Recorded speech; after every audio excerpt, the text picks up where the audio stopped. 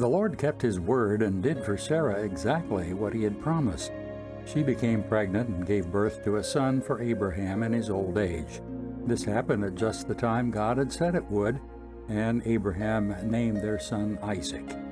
8 days after Isaac was born, Abraham circumcised him as God had commanded. Abraham was 100 years old when Isaac was born. And Sarah declared, "God has brought me laughter. All who hear about this will laugh with me. Who would have said to Abraham that Sarah would nurse a baby? Yet I have given Abraham a son in his old age." When Isaac grew up and was about to be weaned, Abraham prepared a huge feast to celebrate the occasion. But Sarah saw Ishmael, the son of Abraham, and her Egyptian servant Hagar making fun of her son Isaac. So she turned to Abraham and demanded, "Get rid of that slave woman and her son. He is not going to share the inheritance with my son Isaac. I won't have it." This upset Abraham very much because Ishmael was his son. But God told Abraham, "Do not be upset over the boy and your servant. Do whatever Sarah tells you to do, for Isaac is the son through whom your descendants will be counted. But I will also make a nation of descendants of Hagar's son, because he is your son too."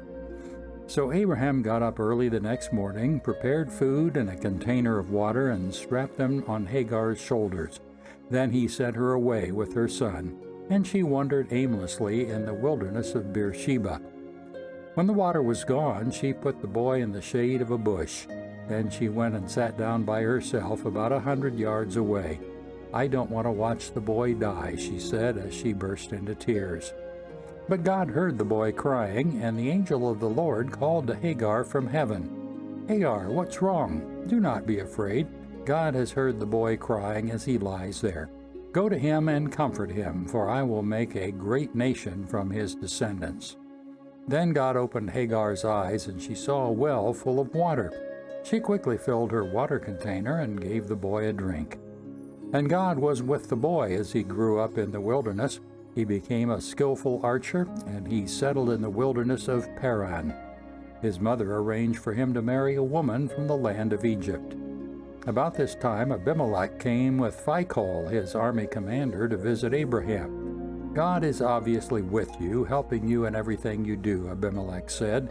"Swear to me in God's name that you will never deceive me, my children, or any of my descendants. I've been loyal to you, so now swear that you will be loyal to me and to this country where you are living as a foreigner." Abraham replied, "Yes, I swear to it." Then Abraham complained to Abimelech about a well that Abimelech's servants had taken by force from Abraham's servants. "This is the first I've heard of it," Abimelech answered. "I have no idea who is responsible. You have never complained about this before."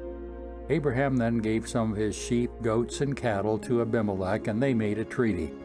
But Abraham also took 7 additional female lambs and set them off by themselves. Abimelech asked, "Why have you set these 7 apart from the others?" Abraham replied, "Please accept these 7 lambs to show your agreement that I dug this well." Then he named the place Beersheba, which means well of the oath, because that was where they had sworn the oath. After making their covenant at Beersheba, Abimelech left with Phicol, the commander of his army, and they returned home to the land of the Philistines. Then Abraham planted a tamarisk tree at Beersheba, and there he worshipped the Lord, the eternal God. And Abraham lived as a stranger in Philistine country for a long time.